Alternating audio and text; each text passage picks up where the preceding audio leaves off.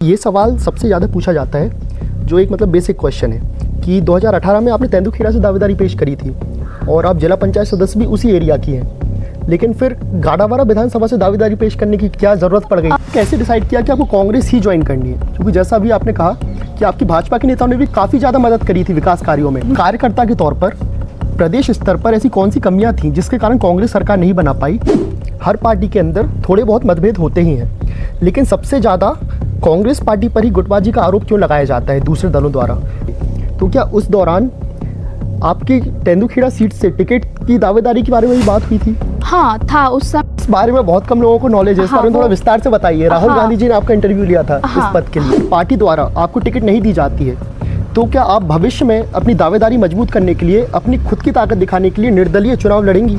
एक तरफ दिग्विजय सिंह जी हैं, दूसरी तरफ कमलनाथ जी हैं, और आपको मौका मिले कि आपको किसी एक के साथ जाना है, तो इस मौके पर आप किसे चुनेंगी? हाँ, तो ये कुछ छोटे छोटे इंसिडेंट हैं जिनने मोटिवेट किया कि हाँ गाडरवारा विधानसभा से पॉलिटिक्स की जाए। एक तरफ अगर सुनीता पटेल जी हैं, दूसरी तरफ संजय शर्मा जी हैं, तो ऐसे मौके पर आप किसके साथ जाएंगी? तो दोनों की कार्यशैली में आपको मुख्य क्या डिफरेंस नज़र आता है, मुख्य क्या अंतर नज़र आता है दोनों की कार्यशैली में? तो वही निकल के आया कि टिकट वितरण में ही जो कमियां करी गई, उसकी वजह से ही कांग्रेस पार्टी चुनाव हारी। गोपाल भार्गव जी रहे और भी भाजपा के जो तमाम मंत्री थे, जब मैं उनके पास अपने प्रस्ताव लेकर गई और मैंने उन्हें बताया कि मैं ये काम करना चाहती हूँ, मध्य प्रदेश की युवा सरपंच हूँ, तो बहुत संघर्ष का दौर था, लेकिन सब लोगों ने मिलके आपसी सामंजस्य से उस दौर को निकाला थे। ऐसे में मेरा उनके साथ चलना या उनसे बात करना अपने आप में बहुत बड़ा मौका था, बहुत बड़ी बात थी, बहुत रोमांचित करने वाला वो मौका था। और राजीव गांधी पंचायती राज जो संगठन है, ये कांग्रेस का ही संगठन है, लेकिन इसकी राजनीति कुछ अलग है। यहाँ पर कंपटीशन नहीं होता, यहाँ पर नेता एक दूसरे का नुकसान करने के बारे में नहीं सोचते, क्योंकि जहाँ से टिकट मिल जाए, जहाँ से टिकट मिल जाए, हाँ, तैयार है हर कहीं से चुनाव लड़ने के लिए। बिल्कुल, टिकट जहाँ से दे दे पार्टी, दोनों जगह से। ये मंजिलें उन्हीं को मिलती हैं जिनके सपनों में जान होती है। सिर्फ पंखों से कुछ नहीं होता, हौसलों से उड़ान होती है।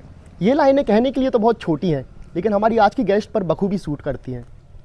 हमारी आज की गेस्ट वो हैं जो मात्र 21 साल की उम्र में एक पैट्रियार्कल सोसाइटी में सरपंच बनती हैं। अपने काम के नाम पर आसपास के गांव और शहरों में पहचान बनाती हैं, जिसके बाद जिला पंचायत सदस्य का चुनाव लड़ती हैं और जीतती हैं। उसके बाद उन्हें यूथ कांग्रेस का महासचिव नियुक्त किया जाता है। पिछले विधानसभा चुनाव में गाड़ावारा सीट पर कांग्रेस पार्टी से टिकट के लिए मजबूत दावेदारी पेश करती है। उसके बाद उन्हें राजीव गांधी पंचायती राज संगठन का प्रदेश अध्यक्ष बनाया जाता है। मैं विजित पटेल स्वागत करता हूं आपका हमारे द पॉलिटिकल दफ्तर के ब्रांड न्यू पॉडकास्ट में, और हमारे इस पॉडकास्ट में गेस्ट हैं कुमारी मोना कौरव जी। नमस्कार दीदी, आपको बहुत बहुत धन्यवाद हमें समय देने के लिए। नमस्कार, थैंक यू। हम इस पॉडकास्ट में आपके शुरुआती जीवन से लेकर अब तक की सारी चर्चाएं करेंगे।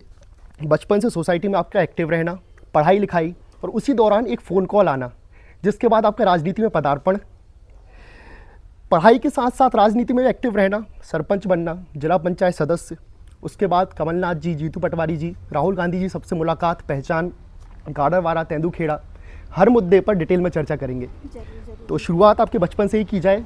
क्या राजनीति में आपको बचपन से ही इंटरेस्ट है, जो आमतौर पर महिलाओं में देखने को बहुत कम मिलता है?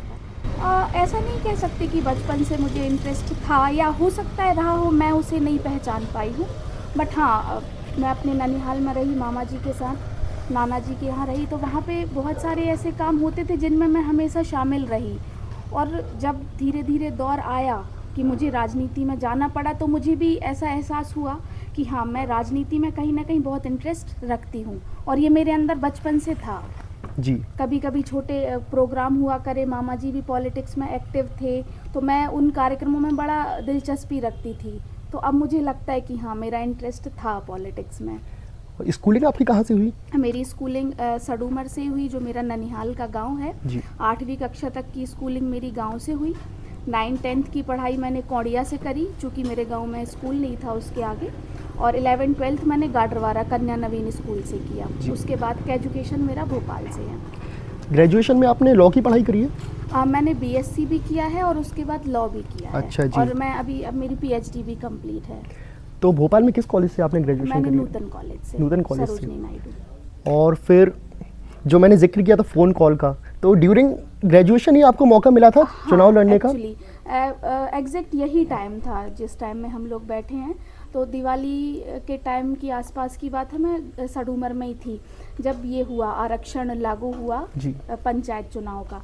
सड़ूमर पिछड़ा वर्ग महिला के लिए आरक्षित हुआ। तो मुझसे जनरली मैं पैकिंग कर रही थी तो मामा जी ने बोला कि चुनाव लड़ोगी सरपंच का। तो मैं भी बच्ची थी, मैंने कह दिया हाँ लड़ेंगे। और वो बात आई गई हो गई, मैं हॉस्टल चली गई वापस।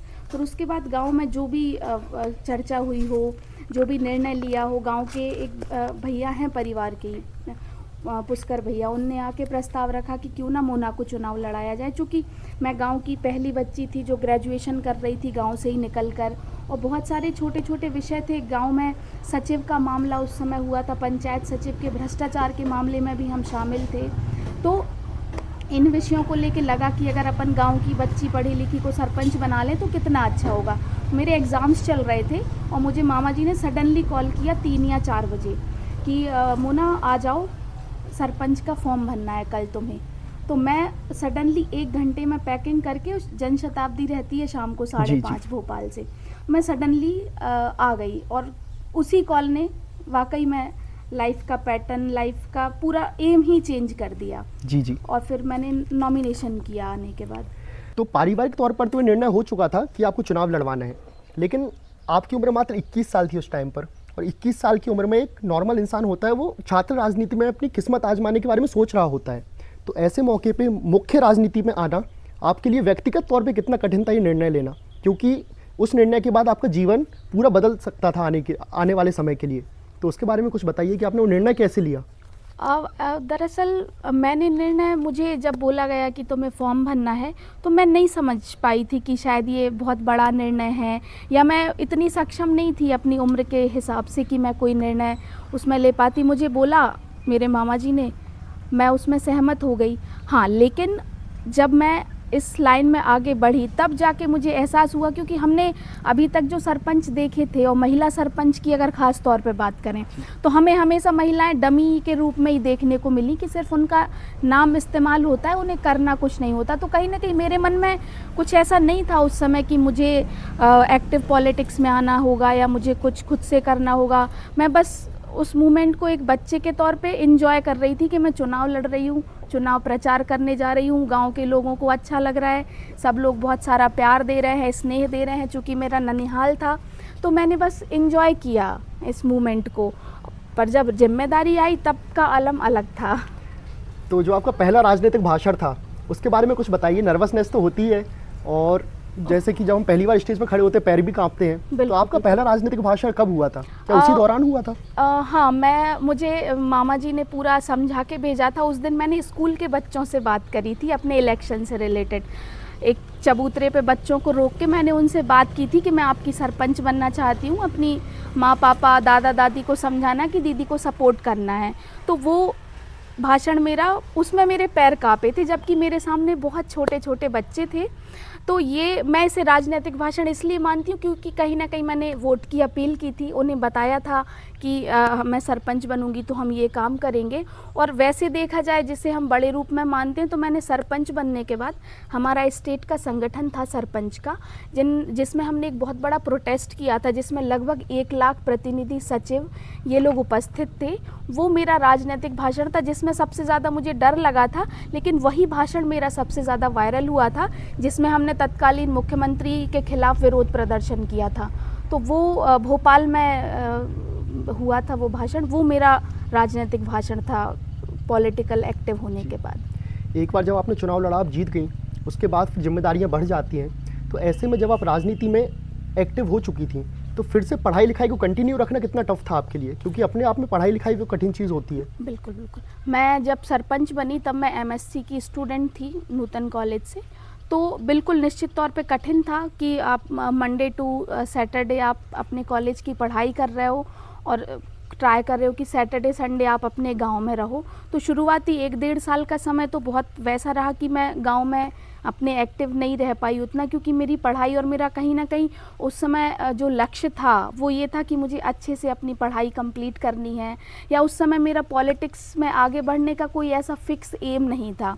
तो कठिन रहा, लेकिन परिवार का सहयोग रहा। मामा जी ने सड़ूमर का जो मेरा परिवार है, राव साहब परिवार, सब ने मिल के सहयोग किया तो चीज़ें आसान होती गईं, काम होता गया। कठिन था पर मैंने मैनेज किया, बैलेंस किया, तो मेरी पढ़ाई भी यथावत चलती रही और मेरी पंचायत के काम भी कहीं ना कहीं रफ्तार लेने लगे थे। बीएससी और जो आपने बाद में लॉ की पढ़ाई करी, एमएससी करी, वहाँ तक तो ठीक था, लेकिन जब आपने जो पीएचडी की डिग्री की, जो इंडिया की सबसे टफेस्ट डिग्री मानी जाती है, पहली बात तो पीएचडी करने की हिम्मत करना, और उसके बाद टाइम मैनेजमेंट, क्योंकि रेगुलर तो आप बाहर रह नहीं सकती थी, घर तो आना पड़ता था, और फिर आप जिला पंचायत सदस्य भी बन चुकी थी, तो उस दौरान टाइम मैनेजमेंट की कुछ आप टिप्स दे सकती हैं क्या, जो यूथ है, क्योंकि हर कोई बहाना बनाता है टाइम की कमी है, लेकिन आपसे ज़्यादा व्यस्त कौन ही हो सकता था उस टाइम पर, जो राजनीति और पीएचडी साथ में कर रहा हो। बिल्कुल। इसके लिए मैंने, एक तो मेरा फिक्स लक्ष्य था कि मुझे पीएचडी तो अपनी करनी ही है, क्योंकि डॉक्टर मोना कौरव तो मुझे चाहिए अपने नाम के साथ। तो हालांकि पीएचडी का मेरा ड्यूरेशन काफ़ी लंबा गया, क्योंकि बीच में कोविड का पीरियड भी आया, तो मैनेज करने का तरीका ये रहा कि अगर मेरे लोकल में प्रोग्राम्स रहे तो उस टाइम को मैंने लोकल में यूज़ किया अपनी पॉलिटिक्स में, और जो फ्री टाइम मुझे जब मिला तो उसको मैंने अपनी पीएचडी में यूटिलाइज़ किया। ऐसे करके मैनेज करके, अगर पीएचडी का कुछ इम्पोर्टेंट है तो वहाँ पे पॉलिटिकल चीज़ों को मैंने थोड़ा सा साइड में रखा, और जब पॉलिटिकल रहा तो पीएचडी को साइड में रखा, तो दोनों को अपनी अपनी जगह अहमियत देते हुए दोनों कामों को आगे बढ़ाया। तो ऐसे करके मैं अपनी पीएचडी कंप्लीट कर पाई।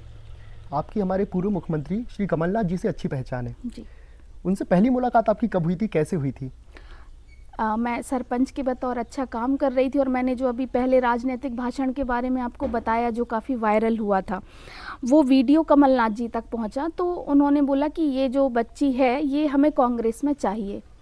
तो एक नरसिंहपुर ज़िले के ही नेता हैं जो उनसे काफ़ी जुड़े हुए हैं, सिंहपुर से राजेंद्र चौकसी जी, वो मेरे पास आए, मेरे घर आए। तो मैं उस समय किसी भी पॉलिटिकल पार्टी में जाने के मूड में नहीं थी, क्योंकि उस समय मेरे गांव में बम्पर विकास कार्य चल रहे थे और मैं उन्हीं में बहुत ज़्यादा संलग्न थी।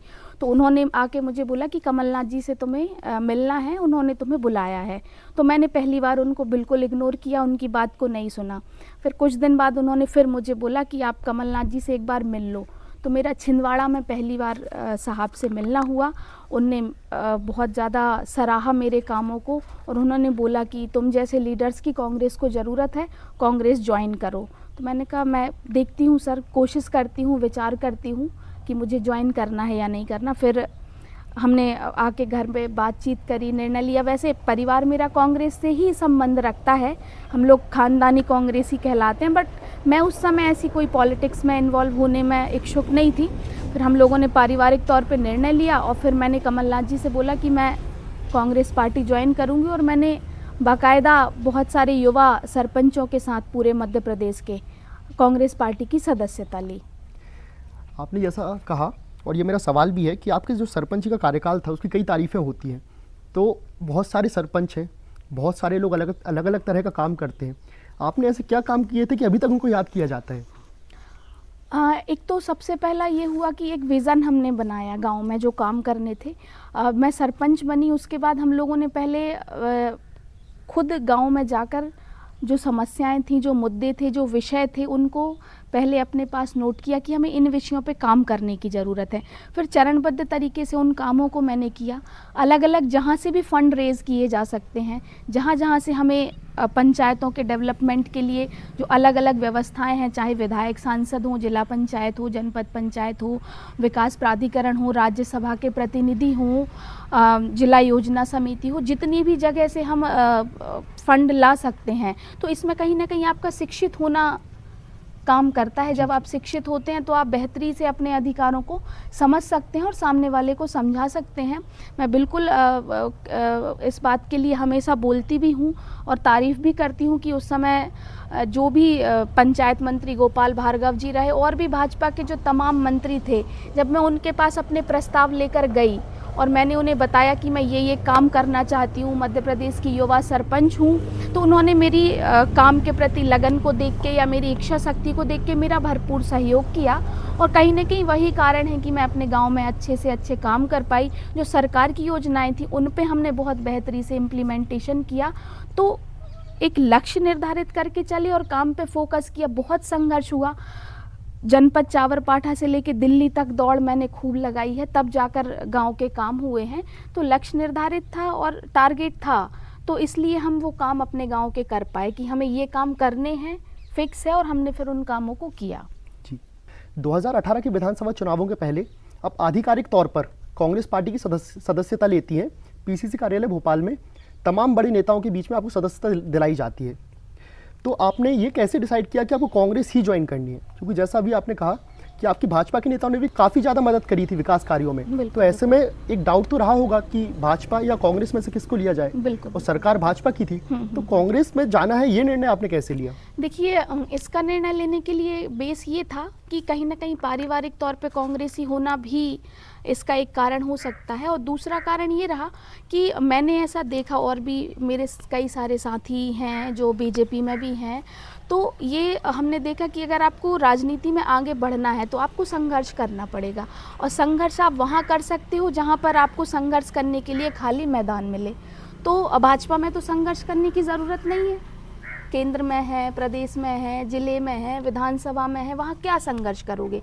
लेकिन कांग्रेस अभी अपने संघर्ष के दौर में चल रही है विगत बहुत सारे वर्षों से, तो यहाँ पे आप संघर्ष करके अपनी ज़मीन बना सकते हैं, अपनी राजनीति को आगे बढ़ा सकते हैं। और दूसरा, जो विचारधारा से हम कहीं ना कहीं ताल्लुक़ रखते हैं, वो विचारधारा मुझे कांग्रेस में ही देखने को मिली। मैं जब पार्टीगत निर्णय ले रही थी उस समय धर्म को लेके बड़े उतार चढ़ाव हम देख रहे थे, हिंदू मुस्लिम वाले विषय, तो कहीं ना कहीं इन चीज़ों ने भी मुझे उस तरफ जाने की इजाज़त नहीं दी। जो आइडियोलॉजी है कांग्रेस की, मैं भी कहीं ना कहीं उसी से ही ताल्लुक़ रखती थी, इसलिए मुझे वहीं जाना बेहतर लगा, और इसलिए मैंने निर्णय लिया कि जो कांग्रेस में मेरा परिवार है, चाहे मेरे दादाजी रहे हों, चाहे मेरे नाना जी, ये लोग कांग्रेस में ही राजनीति करते रहे, तो मेरा भी फिर निर्णय हुआ कि मैं कांग्रेस में ही आगे बढ़ूँगी। जब आपने उस दौरान कांग्रेस की सदस्यता ली थी, उसके कुछ महीनों बाद 2018 के विधानसभा चुनाव थे, तो क्या उस दौरान आपकी तेंदुखेड़ा सीट से टिकट की दावेदारी के बारे में भी बात हुई थी? हाँ, था। उस समय चूँकि मैं नई कांग्रेस में आई थी, तो कमलनाथ जी से भी कुछ विषयों पे हम निश्चित तौर पे हम एक्टिव पॉलिटिक्स में हैं, और मैं पॉलिटिकल राजनीति, इलेक्शन पॉलिटिक्स में ही हूँ, तो निश्चित तौर पे हमारा लक्ष्य होता है, हमारा टारगेट होता है कि हमें क्या करना है। तेंदुखेड़ा विधानसभा में भी बिल्कुल मैंने प्रयास किया था, कमलनाथ जी ने सहयोग करने के लिए बोला भी था, लेकिन आपको पता होगा 2018 में बहुत सारे समीकरण बदले, बहुत उथल पुथल खुद तेंदुखेड़ा विधानसभा में हुई, तो था, मेरा लक्ष्य था बिल्कुल। और ये सवाल सबसे ज़्यादा पूछा जाता है, जो एक मतलब बेसिक क्वेश्चन है कि 2018 में आपने तेंदुखेड़ा से दावेदारी पेश करी थी, और आप जिला पंचायत सदस्य भी उसी एरिया की हैं, लेकिन फिर गाडरवारा विधानसभा से दावेदारी पेश करने की क्या ज़रूरत पड़ गई थी? मेरा जो जिला पंचायत क्षेत्र है वो गाडरवारा और तेंदुखेड़ा दोनों विधानसभाओं में आधा आधा आता है। और मैं दोनों ही क्षेत्र की प्रतिनिधि हूँ, चाहे तेंदुखेड़ा विधानसभा हो, चाहे गाडरवारा विधानसभा हो। और रही गाडरवारा विधानसभा से दावेदारी करने की बात, तो अभी हम जहाँ बैठे हैं ये मेरा पैतृक ग्राम है, और हम यहाँ पर मेरा जन्म हुआ है, ये मेरी जन्मस्थली है, और मुझे अपने आप ही लगा, या जो भी, तो मेरा निर्णय हुआ कि गाडरवारा विधानसभा से ही हम क्यों ना दावेदारी करी जाए। और जिला पंचायत का चुनाव जब मैं लड़ रही थी या जब जीती, तो लोगों के द्वारा मुझे जो गाडरवारा विधानसभा क्षेत्र की जो जनता है वहाँ से जो रिस्पांस आया, तो उसने मुझे कहीं ना कहीं मोटिवेट किया कि कई सारे लोगों ने ये भी बोला कि बेटा बस हो गया मामा के यहाँ, अब लौट आओ अपने यहाँ। तो ये सवाल भी मैं पूछने वाला था। तो ये कुछ छोटे छोटे इंसिडेंट हैं जिनने मोटिवेट किया कि हाँ, गाडरवारा विधानसभा से पॉलिटिक्स की जाए। तो मैं अपने आप को तेंदुखेड़ा गाडरवारा दोनों विधानसभा का नेता मानती हूँ, इसमें मुझे कोई संकोच नहीं है, क्योंकि दोनों विधानसभा के क्षेत्र से मैं जिला पंचायत का चुनाव बहुत ही टक्कर में जीत कर आई हूँ। जी। उसके बाद एक मुश्किल दौर आता है कोरोना वायरस का, उसमें पूरी दुनिया रुक जाती है और एकदम से लॉकडाउन लगाया जाता है, और हम सबको समस्याएं होती हैं बहुत ज़्यादा, लेकिन एक नेता के तौर पर आपको किन किन समस्याओं से होकर गुजरना पड़ा था, उसके बारे में आप ज़रा हमारे दर्शकों को बताइए। बिल्कुल, कोविड का पीरियड बिल्कुल बहुत कष्टकारी समय था हमारे पूरे देश के लिए, और बतौर प्रतिनिधि हम लोगों पर बहुत जिम्मेदारियां थीं कि आपको खुद को भी सुरक्षित रखना है, आपके खुद के परिवार में भी बहुत सारी समस्याएं हो सकती हैं, लेकिन आपको अपने गांव में भी इन चीज़ों का ध्यान रखना है। चाहे गांव में आइसोलेशन के लिए आपको व्यवस्थाएं करनी है। उस समय मुझे ध्यान है कि पेट्रोल डीजल के लिए पर्चियाँ बन के गई थी जो सरपंचों ने बना के दी थी, तो उसके लिए भी आपको मतलब आपका परिवार सोच रहा है कि आप लोगों के संपर्क में मत आइए, लेकिन आप कहीं ना कहीं अगर एक जिम्मेदार पद पर हैं तो मुझे ध्यान है, मैंने गर्मी का टाइम है, मैं बैठ के पर्चियाँ बना बना के दे रही हूँ लोगों को कि ताकि किसी को दिक्कत ना आए। जो लोग गांव से बाहर थे, जब वो गांव में आए तो उनके लिए व्यवस्थाएं करी गई, अलग से हॉस्पिटल में हमने बेड की व्यवस्था करी। इवन आकस्मिक चिकित्सा की भी अगर ज़रूरत गांव में किसी को पड़ रही है तो गांव का जो उप स्वास्थ्य केंद्र था उसमें हमने वो व्यवस्थाएं भी करी। लोग बाहर ना जाएं उसके लिए हमने जो नाकाबंदी का शासकीय आदेश था उसको फॉलो हम लोगों ने खुद खड़े होके किया। तो बहुत संघर्ष का दौर था, लेकिन सब लोगों ने मिलके आपसी सामंजस्य से उस दौर को निकाला और बहुत ज़्यादा दुखद घटनाएं नहीं घटी। प्राथमिक उपचार भी लोगों को मिलता रहा, सुविधाएं भी मिलती रहीं, तो प्रयास किया सब ने मिलके, तो उससे हम लड़ पाए। जी, अब कोरोना में 2 साल निकल जाने के बाद जो नया दौर शुरू हुआ था उसमें 2 बड़े इवेंट हुए थे। पहला था ग्राम पंचायत चुनाव, जिसमें आपने जिला पंचायत सदस्य का चुनाव लड़ा था, जो काफ़ी ज़्यादा हाई वोल्टेज चुनाव भी रहा था। और उसके बाद आती है भारत जोड़ो यात्रा, जिसमें आपकी राहुल गांधी जी से मुलाकात होती है। तो हम दोनों उस पर बात करेंगे। सबसे पहले आपके जिला पंचायत सदस्य का जो चुनाव हुआ था उसकी बात करते हैं। जी। सरपंच के बाद जिला पंचायत सदस्य का चुनाव काफ़ी ज़्यादा वोटों का चुनाव होता है, काफ़ी ज़्यादा मैनेजमेंट लगता है। तो सबसे पहले तो निर्णय किसने लिया आपके घर में? क्या आपका खुद का निर्णय था कि हाँ अब समय आ चुका है ऊपर उठने का? क्योंकि आपने कहा था कि आपको भविष्य में राजनीति में करियर नहीं बनाना था, तो कैसे आपने ये सोचा कि अब ऊपर उठने का समय आ चुका है? जी। और उस पूरे चुनाव के मैनेजमेंट को आपने कैसे कंट्रोल किया? असल में जिला पंचायत का जो चुनाव है मैं नहीं लड़ना चाह रही थी पहले तो, पर फिर पारिवारिक चर्चा भी हुई, कई सारे लोगों से बात हुई, तो मैंने जिला पंचायत का चुनाव सिर्फ इस उद्देश्य से लड़ा कि मैं ये अपना खुद का एक आकलन करना चाह रही थी कि मेरी खुद में कितनी क्षमताएं हैं, या पब्लिक मुझे लेके कितना सीरियस है, या मेरे प्रति जो लोकप्रियता दिख रही है बतौर सरपंच वो वास्तविक है या सिर्फ दिखने की है या सिर्फ सोशल मीडिया की है। तो मेरा जिला पंचायत का चुनाव सिर्फ खुद के सेल्फ असेसमेंट का चुनाव था, और चाहे मेरा ननिहाल हो, चाहे मेरा खुद का परिवार हो, तो ये स्पष्ट था मेरी साइड से कि ये चुनाव हमें अपने तरीके से आप लड़ने दें, क्योंकि सरपंच का चुनाव तो मैं अपने मामा जी लोगों के ही हिसाब से लड़ी थी और उसी के बेस पे जीती थी। लेकिन जिला पंचायत का चुनाव मैनेजमेंट भी मेरा खुद का था, मैं और मेरा छोटा भाई और मेरे परिवार के जो मेरे भाई लोग हैं, हम सब ने मिलकर ही इस चुनाव का मैनेजमेंट किया। परिवार बैक सपोर्ट में रहा, लेकिन मैनेजमेंट कहीं ना कहीं देखा जाए, जब मैं चुनाव प्रचार के लिए जिला पंचायत का निकलती थी तो मेरी गाड़ी में जो लोग बैठे होते थे प्रचार करने के लिए, उनमें सबसे बड़ी मैं ही होती थी। उसके अलावा जितने भी लोग होते थे मेरे छोटे भाई भतीजे या क्षेत्र के जो कार्यकर्ता हैं, तो चुनाव का जिला पंचायत का चुनाव मैनेजमेंट पूरा हम लोगों ने ही किया। बहुत छोटी ब्रिगेड थी मेरी जिसने मेरे साथ चुनाव लड़ा, और मेरा सेल्फ असेसमेंट का चुनाव था कि मैं आकलन कर लूं कि मुझ में पॉलिटिक्स करने की क्षमता है अथवा नहीं है। जी, उसके बाद फिर भारत जोड़ो यात्रा आती है, राहुल गांधी जी से आपकी मुलाकात होती है। हम सब ने देखा कि आप गई हैं वहाँ पे, राहुल गांधी जी से मिलकर आई हैं। तो वो जो दृश्य था, क्योंकि जब भारत जोड़ो यात्रा निकली थी तो बहुत ज़्यादा वो कवरेज उसको मिला था, तो राहुल गांधी जी से आपकी मुलाकात हुई थी, किस बारे में चर्चा हुई थी और आपने अपने आप को कैसे इंट्रोड्यूस किया था उनको? बहुत अच्छा दौर था, बहुत सुंदर दौर था जब राहुल गांधी जी भारत जोड़ो यात्रा में चल रहे थे। हाँ, लेकिन कहीं ना कहीं बतौर नेता हम लोगों के लिए बहुत कठिन भी था राहुल गांधी जी के साथ कदम से कदम मिलाकर चलना, क्योंकि वो अपनी तूफान की रफ्तार से भारत जोड़ो यात्रा में चल रहे थे। ऐसे में मेरा उनके साथ चलना या उनसे बात करना अपने आप में बहुत बड़ा मौका था, बहुत बड़ी बात थी, बहुत रोमांचित करने वाला वो मौका था। मैंने अपना परिचय उन्हें दिया कि मैं मध्य प्रदेश की युवा सरपंच रही और अभी मैं अपनी आगामी चुनाव की तैयारी कर रही हूँ। तो उन्होंने मुझसे पूछा भी कि क्या चल रहा है मध्य प्रदेश में या क्या करने वाले हो।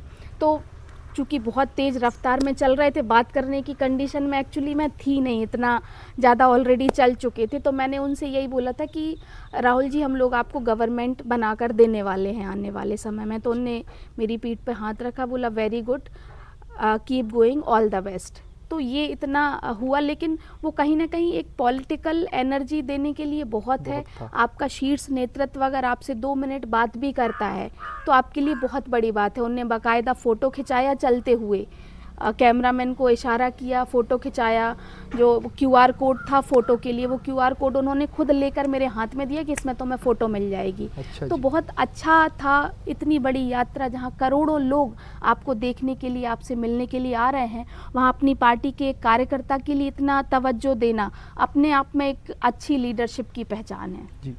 उसके बाद आता है साल 2023, मध्य प्रदेश में विधानसभा चुनाव थे। आपने गाड़ावारा विधानसभा सीट से कांग्रेस पार्टी की तरफ से एकदम मजबूत दावेदारी पेश करी थी टिकट के लिए, लेकिन अंतिम समय में आपको टिकट नहीं मिल पाई, क्योंकि टिकट एक ही इंसान को मिल सकती है।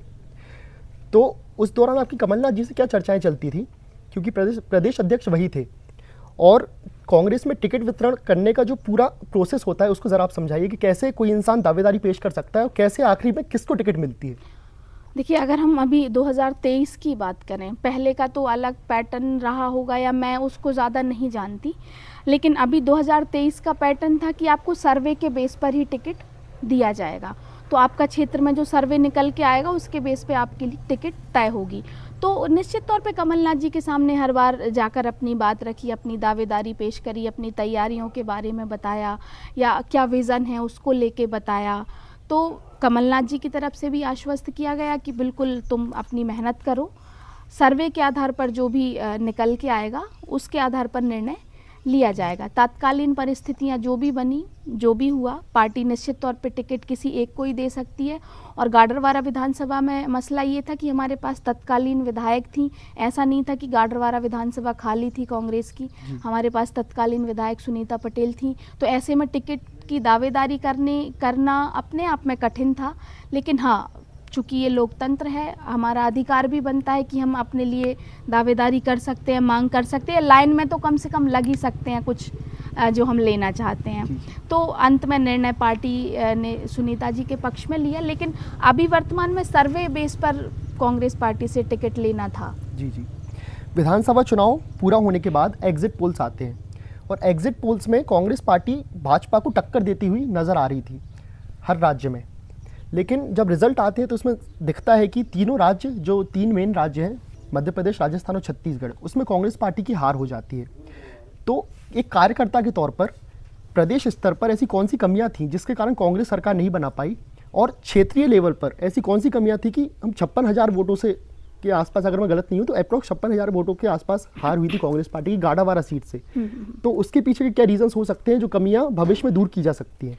देखिए, अगर हम स्टेट की बात करें तो वैसे मैं अपने आप को इतना सक्षम नहीं मानती कि मैं स्टेट पॉलिटिशियंस पे कोई बात रखूं, बट हाँ, जो एनालिसिस हुआ, जो बाद में निकल कर निष्कर्ष आया, तो वही निकल के आया कि टिकट वितरण में ही जो कमियां करी गई उसकी वजह से ही कांग्रेस पार्टी चुनाव हारी। सर्वे के बेस पे टिकट देने का जो निर्णय था पार्टी का, कहीं ना कहीं उस निर्णय पे पार्टी खुद खरा नहीं उतर पाई, वो रीज़न रहा पार्टी का चुनाव में नुकसान होने का।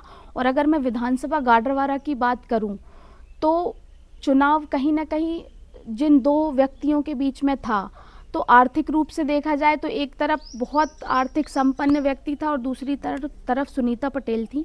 भले ही वो विधायक रहीं, लेकिन उनका कार्यकाल बहुत शांतिपूर्ण तरीके से चला। और कहीं ना कहीं ऐसा भी हम मानते हैं कि हम उस समय चूँकि विधायक थे तो कार्यकर्ताओं में भी कुछ कमियां रहीं जिसकी वजह से वो असंतोष थे, तो हम कार्यकर्ताओं का भी पूरा उपयोग करने में सक्षम नहीं रहे।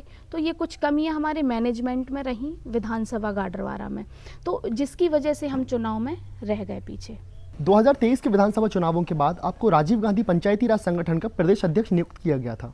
स्वाभाविक सी बात है, उसकी दावेदारी बहुत सारे लोगों ने की होगी, लेकिन पार्टी ने आपको ही क्यों चुना, और उस तौर पर आपको क्या जिम्मेदारी पार्टी ने दी कि आपको आने वाले समय में इस डायरेक्शन में काम करना है पार्टी को मजबूत करने के लिए? राजीव गांधी पंचायती राज संगठन में मैं पहले से काम कर रही थी। बतौर राष्ट्रीय समन्वयक मैं गुजरात की प्रभारी थी और मेरा काम चल रहा था। चूँकि उसका काम मीनाक्षी नटराजन जी और हर्षवर्धन सपकाल जी देखते हैं, तो उन लोगों ने कुछ लोगों को चुना था जिन्हें अलग अलग जिम्मेदारियां दी जाएं। राहुल गांधी जी का भी इसमें इंटरफेयर था, उनने खुद कुछ लोगों का इंटरव्यू लिया था जिन्हें फिर ये पद दिए गए। आपका भी इंटरव्यू हुआ? मेरा भी इंटरव्यू हुआ था, राहुल जी के द्वारा वो इंटरव्यू लिया गया था। इस बारे में बहुत कम लोगों को नॉलेज है, इस बारे में थोड़ा विस्तार से बताइए। राहुल गांधी जी ने आपका इंटरव्यू लिया था इस पद के लिए? जी। राजीव गांधी पंचायती राज संगठन की जो नियुक्तियां हुई थी उनमें राहुल गांधी जी का सीधा हस्तक्षेप था और अभी भी है।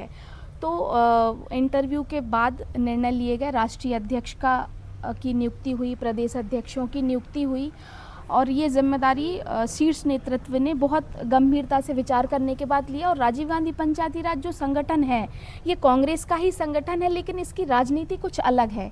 यहाँ पर कंपटीशन नहीं होता, यहाँ पर नेता एक दूसरे का नुकसान करने के बारे में नहीं सोचते, क्योंकि हम लोग कांग्रेस का प्रशिक्षण लेकर आगे बढ़ रहे लोग हैं, जो कांग्रेस को वास्तविकता में आगे बढ़ते हुए देखना चाहते हैं, कांग्रेस का अच्छा चाहते हैं। तो ऐसी ये शुरुआत हुई। तो राजीव गांधी पंचायती राज संगठन प्रदेश अध्यक्ष के निश्चित तौर पे कई सारे दावेदार थे, लेकिन जब मेरा नाम आया, मुझे चुना गया, तो सबके द्वारा मुझे स्वीकार कर लिया गया। कहीं कोई आपत्ति या विरोध जैसी स्थिति निर्मित नहीं हुई। आपको करीबन 10 साल के आसपास का समय हो गया है मुख्य राजनीति में, आप एक्टिव हैं लगातार। आपको भाजपा और कांग्रेस के संगठन में मुख्य डिफरेंस क्या नज़र आता है कि दोनों में क्या अलग अलग चीज़ें हैं जो दोनों संगठनों को अलग करती हैं? मैं अगर बात करूं बीजेपी कांग्रेस की, तो हमने ये देखा है कि कांग्रेस में कहीं ना कहीं वर्तमान का जो परिदृश्य है उसमें लोगों की बात को सुना जाता है। अगर कोई आपके बीच में आपकी बात रख रहा है तो उसे सुनने का प्रयास किया जाता है। इसके बतौर अगर हम भारतीय जनता पार्टी की बात करें तो भारतीय जनता पार्टी सिर्फ अपना आदेश लोगों पर थोपने का काम करती है। सदन से लेकर आप ग्रामीण स्तर तक अगर बात करें, सदन में भी प्रस्ताव रखे जाते हैं और उन्हें कब किस तरीके से बिना किसी बहस के पेश कर दिया जाता है। उसी तरह से अगर हम बिल्कुल ज़मीन स्तर पर गांव आ जाएं तो गांव में भी यही चल रहा है कि गांव में भी ग्राम सभाओं को ख़त्म करके सीधी तानाशाही का सिस्टम चल रहा है। कोई लोकतंत्र नहीं बचा है, ना लोगों की सलाह ली जा रही है, ना लोगों के मशवरे लिए जा रहे हैं और सीधा निर्णय लिया जा रहा है। लेकिन कांग्रेस इसके विपरीत है। कांग्रेस ने हमेशा सभी जनमानस को अपने साथ लेके काम करने का काम किया है। अगर कोई विरोध प्रदर्शन कर रहा है तो उसकी पीड़ा को, उसके कष्ट को सुनने का काम कांग्रेस पार्टी ने हमेशा किया। तो ये चीज़ दोनों पार्टियों को अलग बनाती है। हो सकता है निश्चित तौर पे कि वो सत्ता में है, हम विपक्ष में हैं, लेकिन फिर भी कांग्रेस अपनी जो विचारधारा है उसको लेके आज भी चल रही है और भाजपा वर्तमान में अपनी विचारधारा से पूरी तरह से भटक चुकी है। जी, जैसा कि हम पहले बात कर चुके हैं कि हम ग्रामीण परिवेश से आते हैं जहाँ पर ज़्यादातर लोग पुरुषवादी विचारधारा के होते हैं। तो ऐसे में एक महिला के तौर पर राजनीति में आगे बढ़ना और राजनीतिक तौर पर किन किन समस्याओं का सामना हमें करना पड़ता है महिला के रूप में कि जो हमें आगे बढ़ने से रोकती हैं इस फील्ड में? बिल्कुल, अगर बतौर महिला मैं बात करूं तो निश्चित तौर पे राजनीति में ख़ास तौर पर महिलाओं के लिए बहुत कठिन है, बहुत संघर्ष है कि उन्हें वो अवसर नहीं मिलते जिन अवसर की वो हकदार हैं।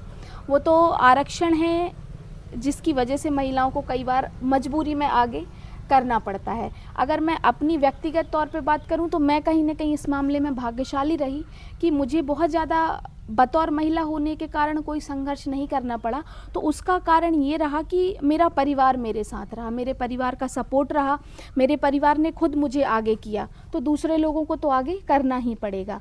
लेकिन हमने देखा है सामान्य तौर पे कि महिलाएं राजनीति में हों या किसी अदर फील्ड में भी हों तो उनका वास्तविक संघर्ष उनके घर से ही शुरू होता है, उनके परिवार से ही उनका संघर्ष शुरू होता है और वो संघर्ष उन्हें उनकी वर्किंग फील्ड में भी देखने को मिलता है और वो झेलती हैं। तो चैलेंज है, कठिन है, लेकिन मैं ऐसा मानती हूँ कि हम उन चैलेंज को लेकर बैठ जाएंगे तो हमें कभी अवसर नहीं मिलेगा। उन्हें फेस करते हुए जब आप आगे निकलोगे ना तो आपके लिए रास्ते खुलते जाएंगे। हम सिर्फ महिला हैं, पुरुष प्रधान समाज में रहते हैं, ऐसा कहकर हम अपने आप को पीछे नहीं कर सकते, हमें अपने आप को आगे लाना पड़ेगा। जी, हमारे देश में कई सारी नेशनल और रीजनल पार्टीज़ हैं। हर पार्टी के अंदर थोड़े बहुत मतभेद होते ही हैं, लेकिन सबसे ज़्यादा कांग्रेस पार्टी पर ही गुटबाजी का आरोप क्यों लगाया जाता है दूसरे दलों द्वारा? और कांग्रेस में नज़र भी आता है शायद इसलिए क्योंकि बहुत बड़ी पार्टी है, तो जो छोटे छोटे जो मतभेद हैं वो बड़े होकर नज़र आते हैं। चाहे राजस्थान में हमने देखा अशोक गहलोत और सचिन पायलट जी के बीच में, या फिर मध्य प्रदेश में सिंधिया जी स्वयं पार्टी छोड़कर चले गए, और दूसरे राज्यों में भी साफ साफ नज़र आता है। तो इसका रीज़न क्या हो सकता है? देखिए, इसका सबसे बड़ा पहला तो जैसा कि आपने खुद भी बोला कि परिवार बड़ा रहेगा तो कहीं ना कहीं शोर उसमें ज़्यादा होगा। कांग्रेस बहुत बड़ी पार्टी है, बहुत बड़ा संगठन है। और रही दूसरी बात कि आपने राजस्थान की बात करी या मध्य प्रदेश की बात करी, तो इससे ज़्यादा गुटबाजी भारतीय जनता पार्टी में है। बट मसला ये है कि मीडिया जो दिखा रहा है पब्लिक को, वो पब्लिक देख रही है। कांग्रेस की गुटबाजी को बढ़ा चढ़ाकर पेश किया जाता है, भाजपा की गुटबाजी पे कोई मुंह नहीं खोलता। तो गुटबाजी भारतीय जनता पार्टी में भी इतनी ही है। और रही कांग्रेस की बात, तो कांग्रेस अभी संघर्ष के दौर में है, तो यहाँ पर मतभेद हो सकते हैं लेकिन मनभेद नहीं है। राजस्थान की आप बात करें और मध्य प्रदेश में अगर हम आए तो सिंधिया जी की अपनी खुद की महत्वाकांक्षाएं थीं, उनका अपना स्वार्थ था जिसकी वजह से उन्होंने पार्टी को छोड़ा, पार्टी को धोखा दिया। उसके अलावा आज वर्तमान में जितने भी लीडर्स हैं सब एक साथ पार्टी के लिए काम कर रहे हैं। इतने संघर्ष के दौर में सब एक के साथ एक कदम मिलाकर चल रहे हैं और संघर्ष कर रहे हैं। तो ये गुटबाजी वाला जो विषय है ये मीडिया कांग्रेस का पक्ष दिखाती है, बीजेपी का नहीं दिखाती, इसलिए हमें ऐसा लगता है कि कांग्रेस में गुटबाजी ज़्यादा है। अगर आने वाले चुनावों में, चाहे वो विधानसभा चुनाव हो या दूसरा चुनाव हो, जिसकी भी आपकी इच्छा है, उसमें अगर पार्टी द्वारा आपको टिकट नहीं दी जाती है तो क्या आप भविष्य में अपनी दावेदारी मजबूत करने के लिए, अपनी खुद की ताकत दिखाने के लिए निर्दलीय चुनाव लड़ेंगी? नहीं, निर्दलीय चुनाव लड़ने जैसा कभी मेरे मन में कोई विचार नहीं आया। मैं मेहनत कर रही हूँ, संघर्ष कर रही हूँ और मुझे उम्मीद है, आशा है कि मेरे संघर्ष को पार्टी कभी ना कभी तो देखेगी, कभी ना कभी समझेगी और मुझे भी अवसर मिलेगा। क्षेत्र की जनता भी देख रही है, क्षेत्र की जनता समर्थन भी कर रही है और उसी तरह से जो हमारा शीर्ष नेतृत्व है, चाहे राहुल गांधी जी हों, चाहे मध्य प्रदेश में आ जाइए तो पार्टी के अध्यक्ष जीतू पटवारी जी हों, कमलनाथ जी और अन्य जो भी नेतृत्व है वो मुझे अवसर देगा, ऐसा मुझे विश्वास है। तो निर्दलीय चुनाव लड़कर मैं अपनी ही पार्टी को ठेस पहुंचाने जैसा काम तो कभी नहीं करूंगी। इंतज़ार ज़रूर करूंगी क्योंकि मैं युवा हूं, मेरे पास बहुत समय है, मुझे कोई इतनी जल्दबाजी नहीं है कि मैं पार्टी का नुकसान करने के बारे में सोचूं। जी, जैसा कि हमने देखा कि आपने कमलनाथ जी के साथ भी काम किया है और मौजूदा समय में आप जीतू पटवारी जी के साथ भी काम कर रही हैं, तो दोनों की कार्यशैली में आपको मुख्य क्या डिफरेंस नज़र आता है, मुख्य क्या अंतर नज़र आता है दोनों की कार्यशैली में? दोनों की कार्यशैली में देखिए तुलना नहीं की जा सकती क्योंकि कमलनाथ जी बहुत वरिष्ठ नेता हैं। जीतू पटवारी जी ने खुद उनके साथ उनके मार्गदर्शन में काम किया है। कमलनाथ जी ने जब मध्य प्रदेश की बागडोर संभाली तब मध्य प्रदेश का परिदृश्य कुछ अलग था, चुनौतियां कुछ अलग थीं, तो उन्होंने उसके आधार पर काम किया। लेकिन वर्तमान में जीतू पटवारी जी जब अध्यक्ष बने हैं तब कांग्रेस अपने बहुत संघर्ष के दौर में चल रही है जहां पर हम भविष्य के लिए उम्मीदें और मेहनत कर सकते हैं। तो जीतू पटवारी जी जमीनी स्तर पर मैं नहीं मानती कोई प्रदेश अध्यक्ष इतनी मेहनत कर सकता है जितनी जीतू पटवारी जी कर रहे हैं। तो दोनों नेताओं की कोई तुलना नहीं है। कमलनाथ जी ने अपने स्तर पर ज़बरदस्त संघर्ष किया और कांग्रेस पार्टी की सरकार बनाई भी और दूसरी बार बनाते बनाते चूक गए और अब जिम्मेदारी जीतू पटवारी जी पर है। तो जीतू पटवारी जी भी आने वाले समय में सरकार बनाने के लिए जितना बेहतर कर सकते हैं, जितना संघर्ष कर सकते हैं, उतना संघर्ष वो कर रहे हैं। जी, जो युवा राजनीति में आना चाहते हैं, आज के परिदृश्य को देखते हुए राजनीति बहुत कठिन हो चुकी है, पैसे की ज़रूरत भी उतनी लगती है, पावर की ज़रूरत भी उतनी लगती है आगे बढ़ने के लिए। तो आप ऐसे में युवाओं को क्या संदेश देना चाहती हैं कि किस तरीके से वो आगे बढ़ें कि राजनीति में सफल हो पाए? मैं सभी यूथ को यही बोलना चाहूँगी कि राजनीति में कदम रखना ही अपने आप में बहुत कठिन है और बहुत डरावना भी लगता है यूथ को। लेकिन अगर आप पॉलिटिक्स में अपना लक्ष्य फिक्स करके चलते हैं कि आपको पॉलिटिक्स ही करनी है तो आप इसमें आइए, मेहनत करिए, संघर्ष करिए और थोड़ा सा धैर्य लेकर ज़रूर आएँ पॉलिटिक्स में, क्योंकि राजनीति में सबसे बड़ा हथियार होती है कि आपके अंदर धैर्य होना चाहिए। बहुत सारी विपरीत परिस्थितियाँ आती हैं और मुझे ऐसा लगता है कि राजनीति में सकारात्मक चीज़ें बहुत कम आती हैं, नकारात्मक चीज़ें बहुत ज़्यादा आती हैं। तो इन चीज़ों को आप डील कर सकें, इन्हें फेस कर सकें और इनके साथ फिर आगे बढ़ सकें। ये पेशेंस अगर आपके अंदर है तो आपको राजनीति में बहुत अच्छे मौके भी मिलेंगे, बहुत अवसर भी मिलेंगे, जो कि युवाओं में धैर्य की कमी होती है। लेकिन आप प्रयास करेंगे, मेहनत करेंगे तो निश्चित तौर पे राजनीति युवाओं के लिए खुला मंच है, खुला मैदान है। आप जितना बेहतर प्रदर्शन करेंगे उतना बेहतर आप पा पाएंगे। जी, आपसे बात करके हमें बहुत अच्छा लगा। अभी एकदम लास्ट राउंड जो इस पॉडकास्ट में हम करेंगे रहेगा रैपिड फायर का। इसमें आपके पास 2 ऑप्शंस रहेंगे, उसमें से आपको किसी एक को चूज़ करना रहेगा। तो शुरुआत करते हैं पहले क्वेश्चन के साथ। अगर आपके सामने 2 चॉइसेस हैं, एक तरफ है आपका परिवार, एक तरफ है आपकी पार्टी, आप किसे चूज़ करेंगी? बहुत डिफ़िकल्ट क्वेश्चन है but well I will choose party. ये डिप्लोमेसी है। हाँ, नहीं क्योंकि मुझे पता है कि मेरी पॉलिटिक्स में मेरा परिवार मेरे साथ खड़ा हो जाएगा ना। अच्छा जी, इसलिए I will choose politics. Okay, अगर एक तरफ दिग्विजय सिंह जी हैं, दूसरी तरफ कमलनाथ जी हैं और आपको मौका मिले कि आपको किसी एक के साथ जाना है, तो इस मौके पर आप किसे चुनेंगी? क्योंकि कमलनाथ। दिग्विजय सिंह जी हमें कमलनाथ जी, कमलनाथ जी, क्योंकि दिग्विजय सिंह जी से मेरा उतना भी जुड़ाव अच्छा, है जी, नहीं। जी, मैं ओके। कमलनाथ जी से जुड़ी हुई हूँ तो उनके साथ ही जाऊंगी। चलिए, लास्ट 2 क्वेश्चंस। एक तरफ आपको ऑप्शन दिया जाता है गाडावारा का, दूसरी तरफ तेंदुखेड़ा का, तो ऐसे मौके पर आप क्या बोलेंगी, किस जगह पर आप जाना पसंद करेंगी? जहाँ से टिकट मिल जाए। जहाँ से टिकट मिल जाए, हाँ तैयार है हर कहीं से हाँ, चुनाव हाँ, लड़ने के बिल्कुल लिए बिल्कुल, टिकट जहाँ से दे दे पार्टी, भविष्य दोनों में? दोनों जगह से ये बिल्कुल। वीडियो अगर ऊपर पहुंच जाएगी तो आप ज़रूर देखिएगा कि जहाँ से टिकट मिल जाए वहाँ से। बहुत अच्छा आपने जवाब दिया। और लास्ट क्वेश्चन सबसे मेन, एक तरफ अगर सुनीता पटेल जी हैं, दूसरी तरफ संजय शर्मा जी हैं, तो ऐसे मौके पर आप किसके साथ जाएंगी? ये थोड़ा सा डिफिकल्ट है। इसलिए सबसे लास्ट क्वेश्चन रखा है, सबसे डिफिकल्ट क्वेश्चन यही हाँ, था। ये डिफिकल्ट है, बट यहाँ मैटर ये करता है कि दोनों किस काम के लिए जा रहे हैं, मैं उस हिसाब से चूज करूंगी। अच्छा, जो तो नेता व्यक्ति से अपने, ज़्यादा काम में वहाँ पे हाँ कि वहाँ किस, मैं, हाँ उसके लिए अगर संजय direction में। शर्मा जी किसी प्रोटेस्ट में जा रहे हैं मजदूरों के, तो मैं संजय शर्मा जी के साथ जाऊंगी। और सुनीता पटेल जी अगर घर जा रही हैं तो मैं उनके साथ क्यों जाऊंगी? तो मैं सही उसे बात। चुनूंगी जो कोई काम करने जा रहा है, चाहे वो सुनीता पटेल जी, चाहे अगर कमलनाथ जी से मिलने सुनीता पटेल जा रही होंगी तो मैं सुनीता जी के साथ जाऊंगी। तो बिल्कुल। जो काम करने जा रहा होगा मैं उसके साथ जाऊंगी। जी, आपका बहुत बहुत धन्यवाद हमें समय देने के लिए। बिल्कुल, हम भगवान से कामना करते हैं आप ऐसी ही राजनीति में आगे बढ़ती रहें। थैंक यू सो मच, आपको भी शुभकामनाएं जी। भविष्य के लिए। बहुत बहुत धन्यवाद। तो ये था हमारा कुमारी मोना कौरव जी के साथ पॉडकास्ट, जिसमें हमने हर पहलू पर चर्चा करी है। भविष्य में और भी नेताओं के साथ हमारे पॉडकास्ट आएंगे, तो अगर वीडियो आपको पसंद आई है तो उसको लाइक करके शेयर कर दीजिए और चैनल को सब्सक्राइब भी कर दीजिए। बहुत बहुत धन्यवाद।